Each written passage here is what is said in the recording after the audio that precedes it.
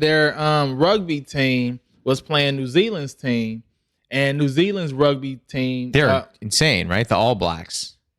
So everybody's walking around with these shirts that say All Blacks, and I'm like, what the? Why is everybody wearing these shirts that say All Blacks? Yeah, you're like, they're on BLM much earlier than everybody else. Like, this is good here. Calling all my friends. Y'all gotta, they support.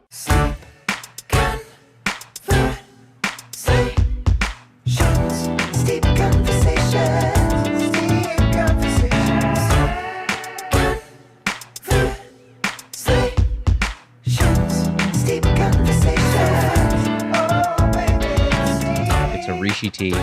It's Earl Grey lavender. So you get the Earl Grey, you get some of the caffeine if you like it. And then you also get the lavender flavor to it. If you're steeping at home, 205, 4 minutes, Rishi Earl Grey lavender tea. How do people know the temperature of the water? So this is embarrassing, but I'm going to tell you. Please. I have a specific thermometer that I used to use for when I make tea. So I would keep the thermometer in the water so I could actually see how hot the water was when I was putting it in. I know. It's a nerdy thing, but like once I started getting really into tea, I was far more interested in like, well, if they're telling me this is how I need to do it, which by the way, like kind of, yes, you could follow the rules, but at the same time, do things however you want to do them, you know? Now I have a tea kettle where you can set the exact temperature, which I like. See, it's moments like that I wish I was white because such a... Go on. I want to hear this. Yeah. I grew up, I thought me just like warming up. I have a water cooler. So sure. I use my water heat, the hot side, to do that. And I am the type of person that leaves the tea bags in there. Some people look at me like, oh my God, what is wrong with you? Because I do that, but I like it because it makes it stronger. It does, for sure.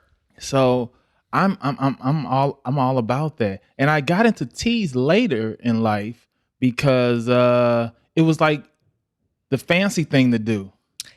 So that feels so. People are like, I like tea. They go, yo, you're fancy. Mm-hmm. I'm like, no, I don't know about that. Yeah, it's kind of like me. I'm in a wine club, and I know the different wines. I'm not great at it. I'm no sommelier or anything. Yeah. But truthfully, I was about to say just between me and you as we're on the podcast. Between you and me and all of the steepers out there. Yeah, I really don't like wine like that. Like fancy wine? I don't like red wines. I don't. Sure. I don't. It's very woody tasting and all this other stuff. But I drink wine because it's like a great social conversation to have. And so even with teas, for me, when I talk about oolongs and lavenders and the people are like, oh, he's not just a regular tea drinker. He drinks. Oh, Willie knows about it. Willie's fancy. He likes lavender honey. I mean, I have to tell you. So for those out there that don't know, like I texted Willie and I was like, "What kind of tea do you like?" And when you said lavender honey, I go, "Oh, this is gonna be fun." because so a lot of people will write back and be like, "Oh, whatever," which is fine. I don't mind that. And oftentimes I'll try and pick teas that represent people. But you sent that, and I was like, "Oh, can't wait." So I want to go back a little bit. Mm-hmm. I do not remember the exact first time I saw you, but what I wanted to tell you, I want to compliment you, is I saw you do a set and you do this thing. Not a lot of people out there, or some people who listen probably see a lot of comedy, some don't. You just sat on the stool and just had a conversation with everybody in the room in a way that like you wouldn't have realized. If you're a comic, you understood that there were jokes in there. But if you're not a comic, it felt so natural. And I just remember sitting there and I go, who is this guy? Like this was, because those rooms can be so tiring. Yeah. And then you like talked to us, not at us. And I go, oh, I love whoever this person is. And I came up awkwardly. I remember when I introduced myself to you and I was like, hi, I'm Josh and I really liked your set. Okay. But I absolutely loved it. And then I remember we talked for like 10 minutes and you go, yeah, I didn't start out doing comedy. I'm like, how did you get here? Yeah. Like, how did you start doing comedy that you're so relaxed? What was your path to that? I came out here in 2004. Came out here chasing a female. She wanted to be a model. Oh gosh. She was a model in St. Louis, and she modeled all the fashion shows, runway shows, and all of that. And she's like, I want to be a big model in LA. I was like, chill out. No one from St. Louis leaves St. Louis. Oh, stop that. No, I mean, very few. Yeah. I mean, to think about not just leaving St. Louis, but to go from St. Louis to Los Angeles as 18-year-olds. It's like, At 18. yeah. I would have been scared. I was terrified. Yeah. I was sheltered growing up. I was a preacher's kid. So I wasn't able to go like trick-or-treating. I didn't get to go to birthday parties. I didn't go to a lot of like social events. I worked at Burger King. I lied to my parents and told them that I had to work at Burger King from 4 p.m. to 1 a.m. because that was my usual shift in order to go to prom. Are you kidding? So, yeah, and that's where I knocked up my son's mom at prom. And I got caught because my dad. Because you have a child. That's probably that's how you got caught. That's how I got caught. This But kid. he apparently something in his spirit told him that I wasn't really at work. No. So he went to Burger King that night, asked for me, and they're like, Willie doesn't work today. No. Yeah. So she ends up like, we're gonna leave. I was like, I came out here chasing her. So I was going, in order to live out here, I was going to school just so I could have housing. Okay. So while in housing, I ended up needing money. So I went on Craigslist and I found background work. Sure. So I did background work on the Bernie Mac show. That was a great show. Who, on my screensaver, my screensaver is me and Bernie Mac. Okay. It's a picture of Bernie Mac. Oh yeah, if you're watching, he's standing next to a framed photo of Bernie Mac. So I do background work. I was only supposed to do 1 day of background work. Sure. Now, if you don't know who Bernie Mac is, go play in traffic. Like he's the GOAT to me. Sure. So as I'm on set, I was only supposed to work 1 day. It ended up being 6 days because he was really sick. So he would only come for like an hour, whatever. It was during like his kind of his darker years and like health. Yeah. And so the person that played Bernie Mac's wife, she was like, "Where are you from?" Because I used to have this really big afro back in the day. I think I've seen pictures. Huge, stupid afro. I thought it looked good, but yeah, go ahead. I thought it looked good too. Yeah. But she was like, "Where are you from? You look super country." Oh God. So I was like, St. Louis. She's like, "Really?" My assistant's from St. Louis. Find out we going to the same high school, graduated different years. Yeah. And Bernie Mac comes out and he's like, "Who's this melted milk dud y'all talking to?" I'm sorry. He called you a melted milk dud? He called me a melted milk dud. Dear Lord. Everybody started dying. And then as I talked to him over the next few days, he was one of the coolest people that I've ever met. For someone like a Bernie Mac to talk to a background actor like myself, I was like, whatever it is this guy does, I want to learn how to do. No way. So I started watching more comedy because first comedy I've watched secretly in St. Louis. I don't know how I watched it, but it was Russell Peters. But I didn't understand the power of comedy, the money behind comedy. I just was like, me growing up, because I got in trouble a lot because I was goofy. Sure. But they called it the devil. They're like, stop acting up. The devil, something's wrong with you. It was always something wrong with you because I was always acting up. I remember one of the first things I did as a kid, I remember this is probably like third grade. I used to act like my hand was alive. So I would do stuff like this. I'd be like, no, don't do that. Like if y'all can't watch, if y'all are watching, y'all see what I'm doing. Like I'll be like, my hand will be moving across the desk. I'm like, chill out. The teacher's you're gonna get in trouble. And I'll be like, stop it. And I'll fight my hand in front just That's to make a good people. bit. Yeah, it was a decent, especially in third grade. So I would do things like that to get a laugh. Yeah. And it was called acting up. You do that again, blah, blah, blah, blah, blah, instead of exploring like, maybe he's really a creative and we need to. Yeah, maybe we should foster it. So then I found out that Bernie Mac, as we were talking, Bernie Mac wasn't his real name. His real name is Bernard McCullen.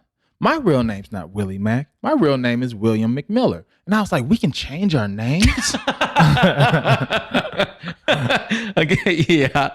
And so I ended up, as an ode to Bernie Mac, turned my name to Willie Macc and added an extra C. Oh my God, I never put that together. Yeah. I feel so dumb that I've known you for as long as I have and I never put this together. This feels very silly. So as I started watching more stand-up, I was like, this vibe that me and you have right now, as we're sitting, I want to have this same conversation, this same feel with the entire audience. Y'all sitting down, I'm going to sit down with you all. I don't need to sit here and be the most powerful guy on the stage. I mean, yeah, I do stand up some of the time.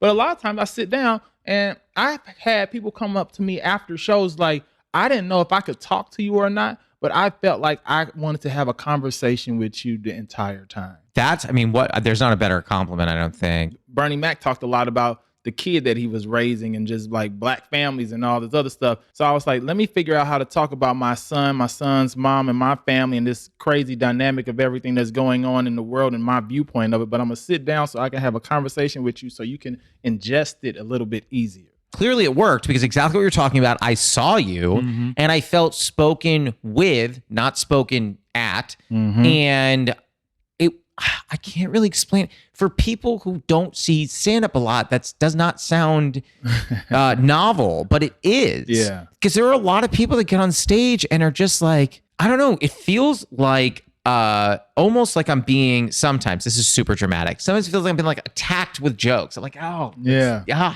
Versus the people, like there's another person who, hopefully we'll have her on at some point, but you know Liz Glazer. Yeah. Liz Glazer is another example of someone who the first time I saw her, I felt like she was having a conversation with me. Yeah. It's powerful. It's important. And the first time this isn't the first time I saw you, but one of the times I saw you, and I'll never forget this because I laughed so hard, was you in the middle of your joke, you look at us and go, do y'all like where this is going? And I just thought it was I was like, oh my God. And I just couldn't stop laughing because I was like, yeah. I was like, thanks for checking in. Like, that was good. That was funny. Thank you. But I was like, yes, absolutely. But no one does that. Everyone is like, if I'm not 100% polished, then all hell is going to break loose. Yeah. I don't care enough. Yeah. It's not even that I don't care because I do care, but it's also, I learned to just say, F it. This is just my style because the way I'm also writing my bits is a mixture of what I learned from improv of if this is true, then what else is true? 100%. And I'll also mix it with, can you all relate to this? Because if you all don't relate to this, then for my style is I don't want to tell this joke. I want you all to either feel me, understand me, agree with me. Maybe you even disagree with me. And if you disagree with me, tell me while I'm on stage. You want people to interrupt and tell you? They interrupt me all the time. And I'll tell when I have enough time. I'm like, if y'all want to turn this into a conversation, just raise. I don't mind y'all heckling me, but make sure it's not ignorance. Yeah. Let it come from a place of understanding. Like when I talk about how my son and me and my son's mom, and I had to remind the audience, and I'll tell them, like, we were 16 years old when we was about to become parents. So we were scared. So we went to the abortion clinic. Sure. Which automatically either tightens some asses up or they're like, or is he going with this? And I'm like, this is a true story. Yeah. We went to the abortion clinic. We slid it to the reception. It's like, hey, you know what we here for? They was like, it's $300. We gave them $300. They were like, it's $350. So like we were $50 short. And I remind my son of this all the time. And I'll give some examples and it loosens people up a little bit. I'm like, now what would y'all have done at 16? You're scared.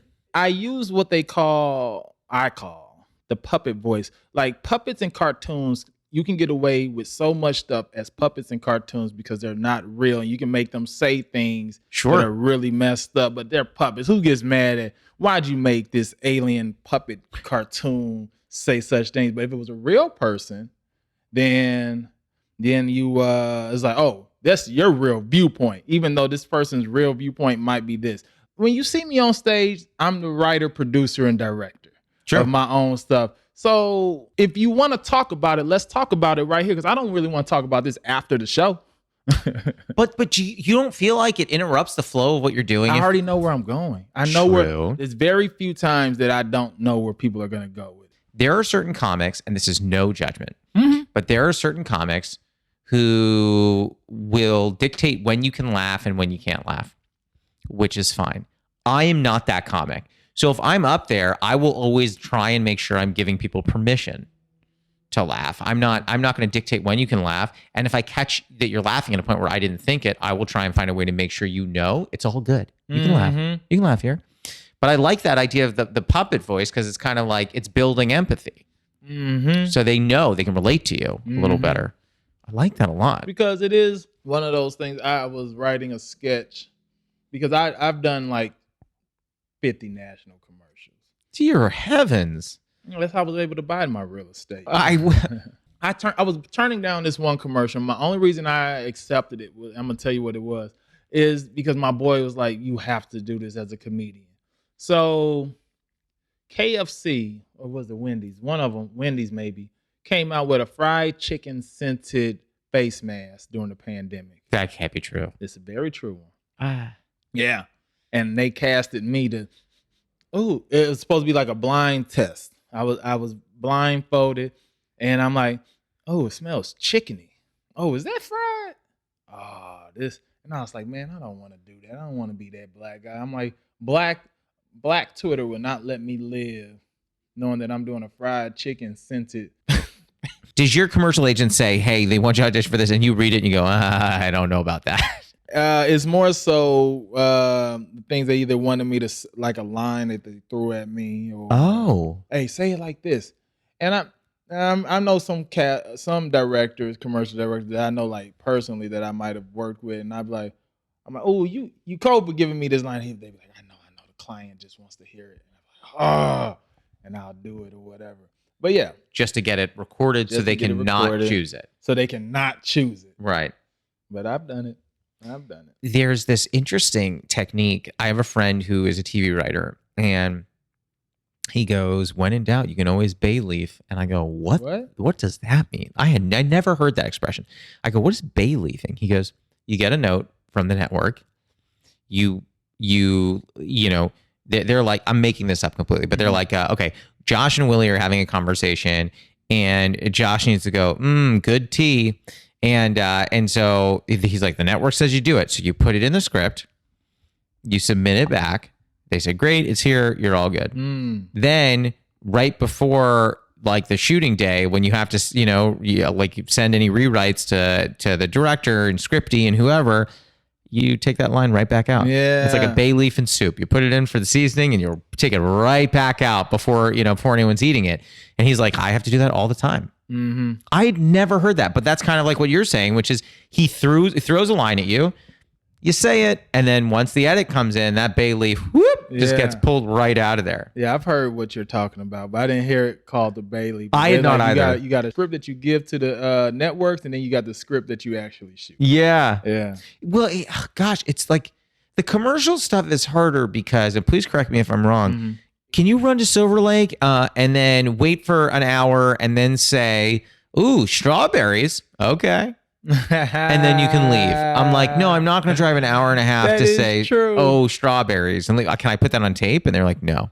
The audition I did today was no lines. It was just me driving this Toyota. The first part of the audition, the reason I'm dressed like this is because I was supposed to, there's a version of me coming out the house and I'm checking my mail.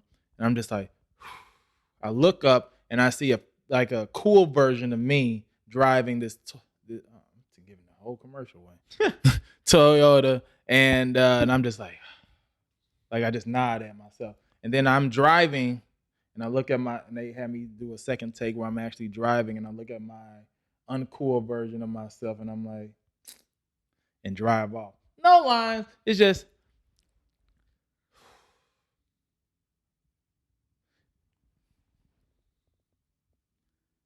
All right, thank you. And I'm like, oh my God. I gotta tell you, everyone who's just listening, not watching, we just saw a masterpiece. I mean, that is, air that commercial all day long. I feel bad because the people listening, all they got to hear was silence. They didn't realize they were missing art. And I think that's, but I think, like I once heard an expression that I thought was so true, which is an actor's job is to audition and an occasional side benefit is getting a role. Ooh.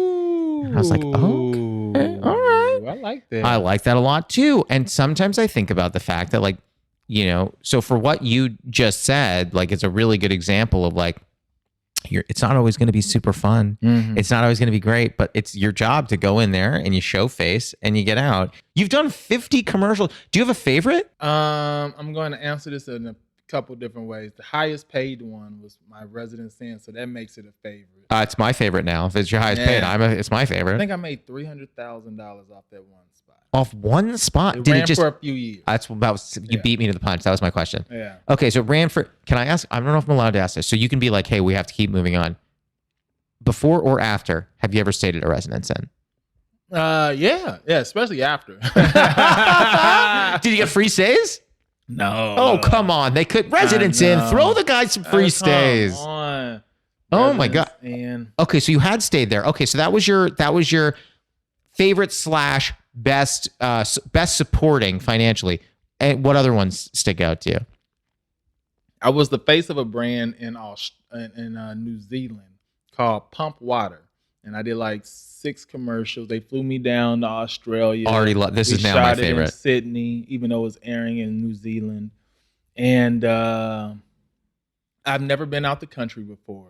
This is the first time out the country, and I absolutely loved Australia. I was outside of the Aborigines, which we will not talk about. I was one of the only black people that was in Sydney. And it wasn't one of those weird only black, like I've been in like Branson, Missouri, where I was the only black, and it was uncomfortable. Yeah, actually, very well. I went to school in Missouri, so I'm familiar. Yeah, but in Australia, they looked at me like I was cool. They was like, "Hey, how's it going?" I was like, "Hey," and they were so friendly, like Bondi Beach and all this other stuff. And then their rugby team was playing New Zealand's team. And New Zealand's rugby team, they're insane, right? The All Blacks. So everybody's walking around with these shirts that say All Blacks, and I'm like, what the? Oh no! I'm like, y'all are too friendly here. I'm like, I don't know about what. I had no idea they were called the All Blacks. Until I had to ask. I'm like, why is everybody wearing these shirts that say All Blacks? Yeah, you're like, they're on BLM much earlier than everybody else. Like, this is good here. Calling all my friends, y'all gotta, they support. Yeah, they're like, who's welcome? They go, All Blacks. Get them all, everyone. Yes. Okay, so that was your second. Is there one more? Just to round out as a 3. My third favorite is probably and only because I was there for such a short amount of time, Domino's Pizza. I did a Domino's Pizza spot, and I was on set for maybe 15 minutes and went home. They just wanted me to, they already had everything set up. I came in, I took a bite, 3 takes of me taking a bite out of some pizza. They was like, all right, you're wrapped. I was like, I'm wrapped? I still got paid for this? That was it? Made a decent check. Yeah, were you like, this is no emos, but it's, Emos! Oh, there Shout you go. out to emos. That's so funny. Oh, I miss emos. Well, let's go to the first segment. Are you cool going to the first segment? Let's do it. The first segment's called the Newly Friend Game. It's like the Newlywed Game, but we're friends. Even though, honestly, if I were to marry another comic, you seem like a very good option. I would be a great option. I feel like, listen, you're a very nice person, and you're also entrepreneurial. Hey.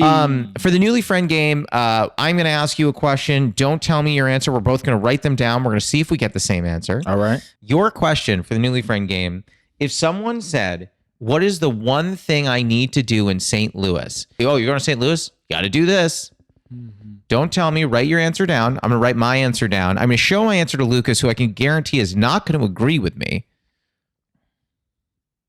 Okay, I'm going to circle mine. This is my answer. One thing you need to do in St. Louis. You have your answer written down? Flip your board on 3. 1, 2, 3. Show it to me. No. Hey. Oh, okay. So we didn't get it right. Willie said Eat Emos, which is that pizza place we were talking about. I said Ted Drew's, which is a frozen custard place that is absolutely incredible. Do you like Ted Drew's? I like Ted Drew's a lot. I just love the first time I went to Ted Drew's and they go, this is a concrete. I go, why is it a concrete? And then they flip it upside down and it doesn't come out. I go, that's pretty amazing. I all of you who live there are like, yeah, I was there like, what is he? Did he what? What did he just do? Yeah. It was, delicious. And the thing I love, this is the last thing I'll say, and we'll get to my question. The last thing I'll say about Ted Drew's, their seasonal flavors are so good. They do something called the Big Apple, which is an apple pie concrete where they actually put apple pie into it. And they do the Great Pumpkin around Halloween, which is with pumpkin pie. And I think it is absolutely delicious. They have a Ted Drew's vending machine at the St. Louis airport now. So let me warn people about this. Okay, I need to warn people because if you go to Lambert, which by the way, St. Louis airport's my favorite airport in the United States. You can quote me on that. It's the easiest thing to get through in the world. Yep. But if you go there and you get Ted Drew's there, people then go, it's okay. That's not the same. Because you can't get the concrete. You can't get the mix-ins. No. It's just a flavor. Yeah, it's kind of like people that buy frozen White Castle burgers in the grocery store. And they're like, I'm like, what? That's not the same. Okay. Now, the question for me. Now, some people know this about you and some people don't. That you did a reality show when you were younger, and you were working on potentially doing another reality show now. So the question for me, which I'm going to see if you can get this, there is a right answer here. My parents did a reality show. Now, I don't think you'll get the reality show, but what I'm going to throw at you instead is, knowing that my parents at the time they did this were probably in their 50s, what channel was the reality show that my parents did on? I will let you ask one or two questions if you want for hint purposes, but I cannot give you the answer. Nah, I think I'm going to guess it. Okay. All right. I'm going to write it down, and I will tell you about it afterward. I'm going to write what I think the name of the show was. I really don't remember. I think this is what it was called. Okay, you ready? Flip your board on 3, 2, 1. What did you write? Oh, Nick at Night. Oh, I wish. And HGTV. So he wrote Nick at Night and HGTV. We don't get any points. It was on TLC. I believe what I wrote down, I believe it was called Moving Up. Or it's called Moving Out or Moving In. What was it about? I love how I just gave you 3 completely different options: moving up, in, or out. But the first word is moving. We were essentially house poor when I was growing up. So we lived in a much nicer neighborhood. But we, didn't really have a lot of money. And so they moved there so I could go to that high school. So as soon as I was going to be eligible to graduate, my parents were like, we're getting the hell out of this house and out of this neighborhood because these taxes are crazy and who's got the time and the money. So long and short, I don't know how they got in touch with these people. I really don't know much about this. They got in touch with whoever got in touch with whoever with this reality show where you take 2 houses, you get the person moving from house A to house B, the family moving from wherever into house A, and the people moving out of house B. So it's 2 houses, you get the people moving in, moving over, and moving out. And my parents were not reality show types, but the reason they agreed to it is because the show paid for so much stuff. The show paid for furniture and paint and roofing and all stuff. And so my parents were like, well, we got to do this. They're like, it's a deal. And I was like, all right. And then they were like, do you want to do this? And it was my senior year of high school. And I had already gotten into college. And in my high school, we did something called senior options, which for 6 to 8 weeks, I don't really remember, you go get an internship or a job or something, and you're not going to class. And so I was working as a server at Applebee's while I was also playing. I used to be a musician. I was playing open mics in the city. And then I was, don't listen to this, and any police. I was getting drunk with my friends like most nights. So I'm waking up like hungover, and there are like a bunch of camera crews all over the house, and I'd be walking around in like my boxers, and they were like, they're like, hey, can you get out of the shot, guy? Can you seriously, or put clothes on? I was like, no, I'm good. And I would just like get a, like defrost a bagel or something and just mess around. That's funny. Yeah, but they were on that. Yeah, they did that. But that brings me to talking about you. So because I don't know where, I believe it was called College Hill. Is that right? College Hill. Where does that fit into the story? Because you and this former model, you come out here at 18. Yeah. You're here and you're doing background work and you're studying. You then eventually become a comedian. Where does College Hill fit in all of this? So moved out here in 2004. Yeah. Meet Bernie Mac in like 2005, early 2006 maybe. And then I again needing money. I went on Craigslist and there was this. I did a reality show, another reality show that never aired. It was called "So You Want to Date My Sister?" Sistah. Because I don't think that would get made today. Do you think it would? it might. Okay, I'm wrong. It might. Okay. Where it was these three guys who wanted to date this sister of these like two brothers, and so they put you through all these challenges to see who will be the best guy to date their sister. I feel like I would choose you. I mean, my sister's married, but if she weren't, I would be like aces with you dating her. I won that thing. That makes a lot of sense to me. And it never happened. Like I said, it never. But the producers of that show were also the producers of College Hill. And they were like, Willie, you're a really funny guy. And I wasn't even doing stand up at this time. Like I said, I was always just goofy. Yeah. And so they was like, we want to be on this other reality show. I was like, yeah. So they was like, if you can make my sister laugh, you'll be good to go. And the sister was Tracy Edmonds. Tracy Edmonds at the time just got divorced from Babyface. If you don't know who Babyface is. Babyface Edmonds? Yeah, absolutely. Amazing songwriter, musician. He's actually written, for those that don't know, like you can look this up. He's written a lot of songs you probably know, but you have no idea that he wrote them. And separately also had a great solo career. Yeah. He's very, anyway, sorry, go ahead. So at this time, Tracy was dating, she was engaged to Eddie Murphy. And I guess Eddie was coming out with Norbit around this time, maybe. And I kind of gave off Norbit vibes. Oh, come on. I actually, someone sent me a photo maybe a few days ago of Norbit, and I was like, man, that did kind of look like a version of me. The big fro, the glasses, and whatever, blah, blah, blah. So I ended up making the lab, and they ended up putting me on the show. So I was on College Hill, and we shot it in 2006, and it started airing in 2007. So, okay, so you're on that, you film it, you're on this reality show. I feel like it must have been popular, right? It was hugely successful. That's amazing. We did our one season. We ended up we not only were we successful on BET, we also ended up getting aired on MTV and VH1. Holy cats. And we were the first black reality show. That's amazing. Before all the Love and Hip Hops and all the other black reality housewives of blah blah blah. It was College Hill. We were the first black reality show. I remember one time I was in Atlanta on Peachtree Street. I was there for the Hip Hop Awards. And I was there for 3.5 hours on this particular street because people was like, there's Willie. So people started coming. I was on people's phones signing autographs and they was calling more people to come. I shut down Peachtree Street because it was Willie Macc. And it's crazy.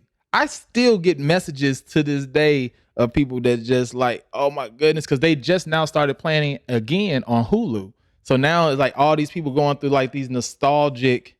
I'm gonna play you one message that I thought was really funny. Is it audio? It's an audio. Oh my God, listeners, get ready. This is an exclusive. This is an exclusive. Okay, so I'm gonna be quick about it, but man, I've been watching you since College Hill, since Virgin Islands, man. You always been funny. You're hilarious. You're a very down to earth person. And I was watching College Hill on Hulu, and I said, "What happened to Willie? 'Cause Willie's so funny. Why, when I type up your name, you popped up on the Laugh Factory? Because I watch a lot of stand up comedy. So, man, black man, more power to you, man, and keep on going, man. That's good to see. Keep on going." So I get a lot of these messages. But like, how lovely is that message? Such an amazing message, and I get multiple messages like this now that it's on Hulu. So now people are like looking me back up, and I don't know that woman, but I have to say it's so nice of you, woman in the ether, to send like a nice note like that. To just like reach out to someone. She doesn't owe you anything. She's not asking for anything either. She's reaching out saying, "Hey, I saw you when you were," I feel like it's a kid, right? Like in your early 20s, maybe. "I saw you when you were a kid, and I see you now. And you know what? Hey, I see you, and I'm proud of you." Dang, that's something. When I had to record that, just like screen grab and record it, because that's something that I listen back. I mean, it's only like a 2-week-old message, but now I listen back, like when I'm having, like, as comedians, we have a lot of down days and just like, what are we doing? I had one yesterday. As much as I am performing and all this other stuff, I mean, I suffer from depression. Yeah. So I am hearing messages like this, and it puts like that tear down my eye, and I'm like, this is why I'm doing what I do. Because somebody right here is what, like, look at me. What is Willie doing? Oh, he's doing stuff. I'm watching you on stand. Like, But that's it. So, I want to say it was 2 or 3 weeks ago. It might have been a little longer. You posted an Instagram post, and the post was a lot about backslides that happen as a comedian. You think you're making progress in one area, and then maybe you don't get the deal you want, or you don't get the show that you made a pilot. It doesn't get picked up. And even in a smaller scale, you contact a booker because people are like, hey, they're going to love you. And then you don't get a response, whatever it is. But you posted a post all about how comedy is always going to be uphill. It's always going to be a fight. And if you're racking up L's, you're not alone, because a lot of us do. And I was having a very bad day, when I saw this, and I had been in the middle of a negotiation of something that I pulled out of for reasons that I'll get to once I'm allowed to talk about it. But it was all bad things, whatever. And I felt really down, and it was just like having a really rough day. And I read this post from you on a medium where I don't think I'm speaking out of turn to say a lot of people are not very honest or on Instagram. It's all like, this is my life, but that's not their life. Yeah. And I read this post, and it was just like, it felt like you, again, it's the same thing I said to you before. It felt like you were having a conversation with me. And I know you were posting it for everyone, but it felt, and I don't usually comment on Instagram. I don't look a ton on Instagram as much as I used to, unless people send me a message. But I don't look at it. But I remember I specifically commented on it because I said, hey, I'm in your corner. And I'm cheering you on, because I am genuinely, and hopefully, I really am always cheering you on. But I don't know. It goes back to who you are as a person, where you have a unique ability to make people feel seen. And like that woman clearly felt seen by you. And I obviously, because I remember that Instagram post and talking about it now, I felt seen by you. And that, like, what an amazing quality to have. Yeah. Like, what an amazing, and she's watching you when you were, what did we say, 20? Oh my God, I was like 21, yeah. So, okay, before we get into it, I feel like we should get to our second segment. Lucas? Yes. All right. Let's jump into our second segment. Yeah. Our second segment is called Teach Me Something. Pretty much everyone I've ever met tells me I have a lot to learn, so I try and use this segment to do that. You can teach me anything you want. It can take 10 seconds. It can take 10 minutes, preferably not 10 minutes, because I don't have the attention span for that. Yeah. But talk to me. What do you have for us today? So a couple things that I've learned in my travels. I did a show out in Utah, Mormon country. Oh, yeah, sure. And I always had this idea of what Mormons were and how they accumulated so many wives. Because I used to think that these Mormons, how much about Mormon culture do you know? Because I might not be teaching you anything. I only know, this is embarrassing, I only know really from the Book of Mormon, the show. So I know about like Joseph something, I can't remember his last name. Smith. And how he found the tablets and blah, blah, blah in his backyard or something. But I learned it all from Book of Mormon. Okay. So I used to think that they had all these wives because the guy was like, hey, girl, you want to be one of the... I thought they hollered at all these women. That's what I thought. That's not they don't. right. So Okay. they have a prophet who assigns the wives to them. So there was a prophet named Warren Jeffs, and he had a huge community in Hilldale, Utah. And they were, well, let me not mix them up. There's a difference between Latter-day Saints, and then there was the fundamental Latter-day Saints. I'm probably saying it wrong, but listen, you're way out of my zone already. So Warren Jeffs went to jail for life now because apparently he was taking bribes from people. It was like, hey, say that chick over there, God told you that she should marry me. He was making millions just taking these bribes from different guys to assign these women to that particular dude. So once he gets caught, they was like, man, everything we've been taught was a lie. And I was like, and I asked one of the sister wives, I'm like, can I talk to you all after the show? Because I just got questions. They're like, all right, cool. What do you want to know? I'm like, where are all the black polygamists at? This seems like a cool deal. I'm like, give me about 6 wives, blah, blah, blah, blah, blah. They was like, well, it is a sin to be black. Wait, what now? Well, hold on. What? It is a sin to be black. In the King James version of when Cain killed Abel, it says, when Cain killed Abel, God marked his skin. Okay. That's what it says. In their Bible, it says when Cain killed Abel, God darkened his skin. So all black people are descendants from Cain and are descendants of sin. And apparently, if we act right, when we come back or whatever, like when we die, we will be white. That can't be. That's okay. So I don't want to make a blanket statement here, but if you are someone who observes the book as a Mormon, you are walking around believing that it's a sin to be black. It is a sin to be black. So does a black Mormon? Yeah, you're like, look at this. So does a black observant Mormon exist? Can you? I don't really know the answer to that part, but that's what I was taught. So then let me tell you how cold they are in this. So while I'm there, they're near this area like Mount Zion, and it's a beautiful scenery, but all the homes there had no like some of the homes didn't have siding on it. Some of them was like missing shingles on the roof. Okay. Some of them was missing windows. And I was like, man, I'm about to invest here. I'm gonna buy me one of these properties because it's beautiful. Yeah. Beautiful. And so they was like, no, first of all, they're not gonna sell it to you. But that's besides the point. Here's where the genius comes in. It's like they do that on purpose. I'm like, what? They don't have to pay property taxes on an unfinished home. So they will leave these homes unfinished for years on purpose, just so they don't have to pay property taxes. So they leave some of the shingles off. They'll leave some of the siding off. They'll leave little pieces missing or exposed on purpose. Or they're always adding an addition to the house so they don't have to pay property taxes. And then I found out that these wives ain't really wives. Only one of them is a real wife. The other ones are just assigned as wives, and them being a wife is just like a term.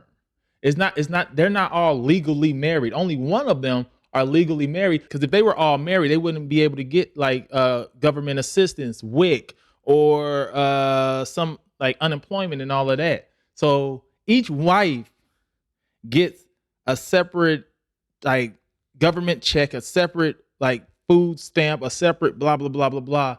And they are collecting bank. This is not the point of what you're saying at all. I have to ask. I'm curious. Does the husband sleep with all of the women? So that was another. Oh my God, I'm learning so much. This is fascinating. We're changing this. It's no longer sleep conversations. It's Mormon chat. I'm glad you asked it, because that is the third part of this whole thing. It was the taxes, sin to be black. And a lot of these guys don't even want all these wives. Because I always was thinking that too. As cool as it sounds to have 6 wives, I'm like, that seems like a lot of work to have 6, 7, 8, however many wives. I thought it was like 3. What? No. Well, I think there was a show called Big Love. I think it was 3. Yeah. But what do I know? So okay, wait. So it's like 6, 7, 8 wives, and so to balance the emotional needs and wants and spiritual and physical needs and wants of 7 or 8 different people, I would lose my mind. Right now, I am stressed. I am not in that situation. And you even talking about this, I'm like, I think I'm like sweating in places I don't even sweat. I'm sweating in the front of my knees. I don't think I have sweat glands there. I am so anxious at the thought of that. That's crazy. Yeah. Okay. Because I know we're in the final stretch of the podcast, I do want to get to just a couple more things. And I know we've already used so much of your time. One of the other, you do millions of things, and one of the other things that you do is real estate stuff. So you're doing all these commercials, 50 different national commercials. You do comedy. You were doing you did 2 different reality shows, and you're also doing real estate. I want to say with your brother. Yeah.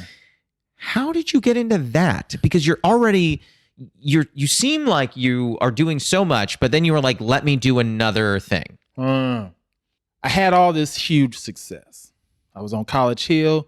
I was friends with Jermaine Dupri. I knew Chris Brown, Rihanna. I was at the BET Awards. Beyonce comes up to our cast and like, oh my goodness, we watch you on the tour bus. I found out that I was at the Fox Hills Mall, and this big black guy, maybe 6'7", 350 pounds, comes up to me, Willie Macc. I'm like, yeah. He is like, man, Lil Jon watches you all the time on the tour bus. He loves you, man. I was like, Lil Jon. He's like, yeah. I was like, are you saying yeah? Are you saying yeah? Yeah, I was about to say yeah.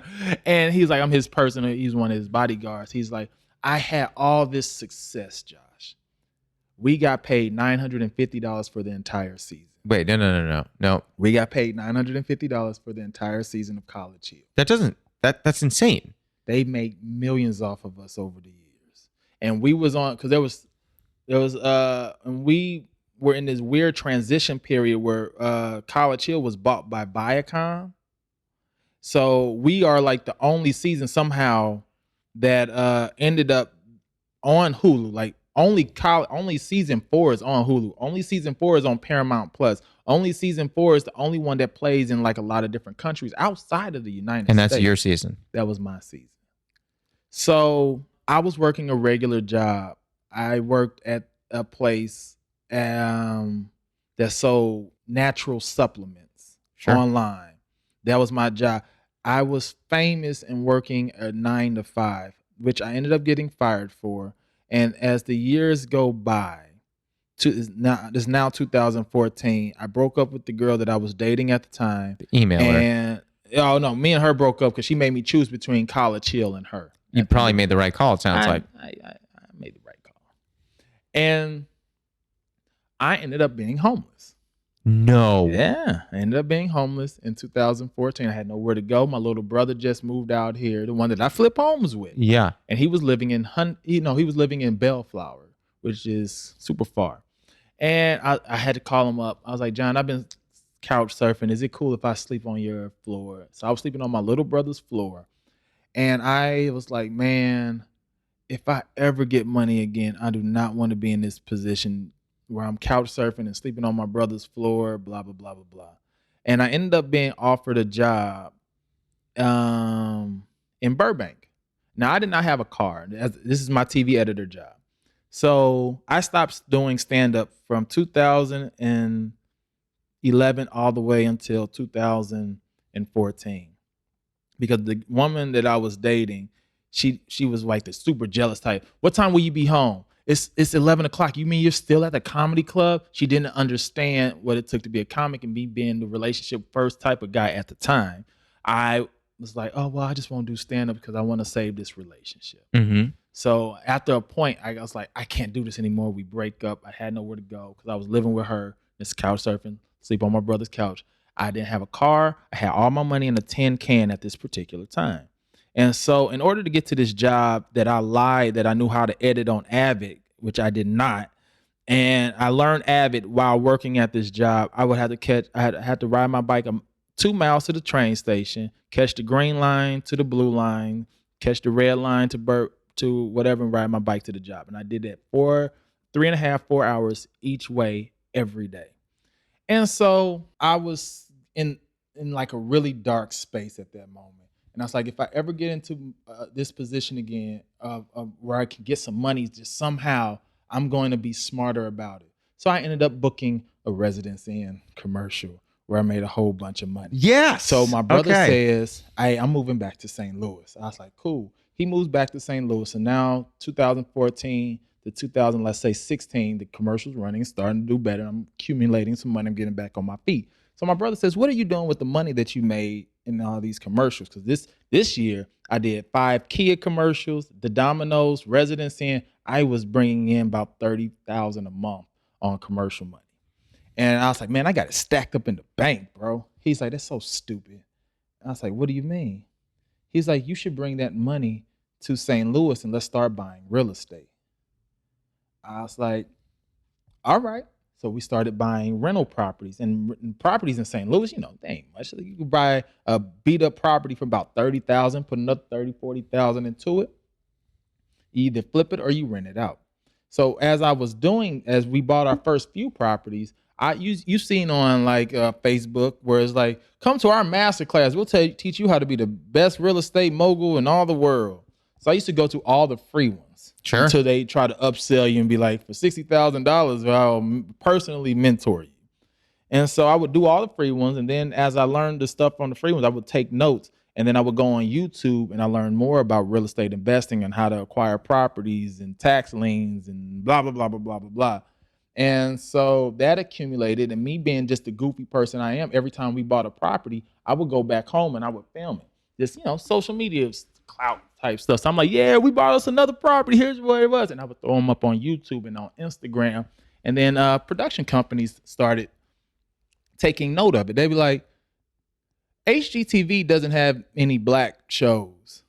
So we've been pitched to HGTV 4 different times since 2016, and then 2020, after all the Black Lives Matter stuff, they was like, all right, we gotta take this serious. So they was like, where are those brothers at that keeps being pitched to us? So they end up signing us, and we end up I showed them the sizzle that I edited, and they created the show around my sizzle. I was able to sell my pilot to HGTV, and that's how I ended up on HGTV, ended up in real estate from being homeless in 2013, 2014. If that isn't a story that gets people off their butt to be like, because that to me, I have like so many thoughts about that. To me, there is no greater story of resilience that I have heard maybe in the past, I don't even know how long, than what you just described. Anyone who is listening that is feeling down, like you just told a story about how you turned your entire life around to be what you wanted it to be. And by the way, I hope it's not lost on people listening that you managed to, number one, you got a job where you didn't know the thing, but you were determined to learn it.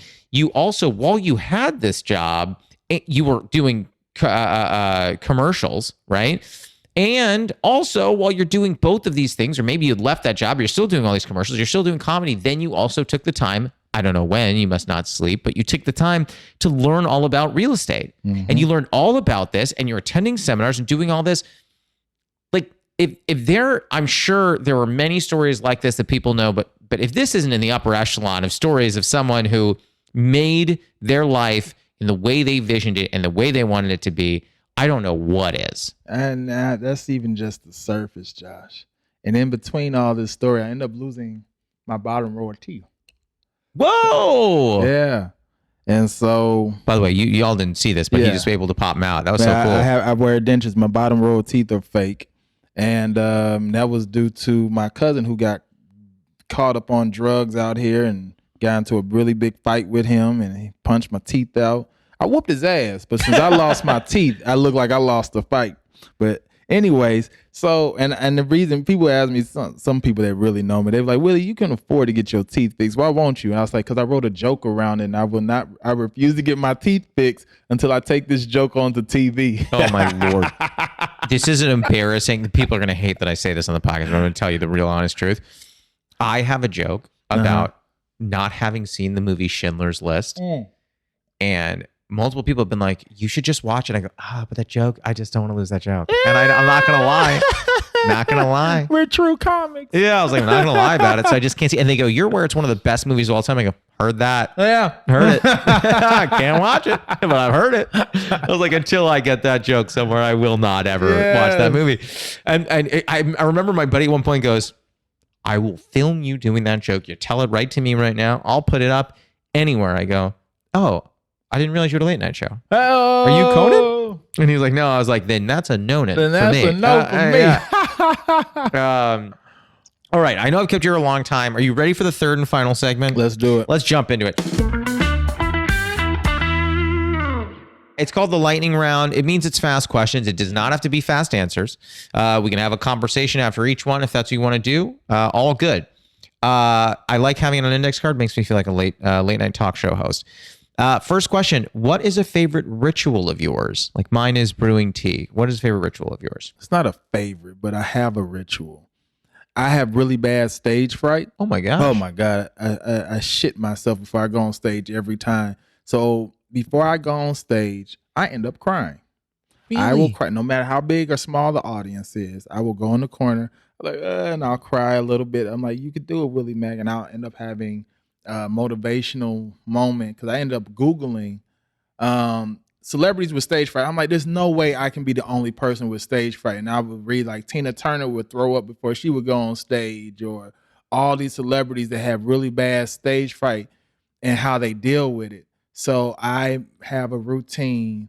Before I go on stage, I will tear up and I'll give myself tell it's okay. And I'm like, you're gonna bring that stage fright on stage with you. You're gonna tell him to just sit in the corner.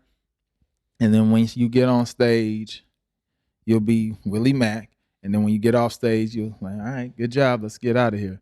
So that's kind of a routine in a sense that I have. Did you do that at the jump off? Probably. Oh, wow. Every show.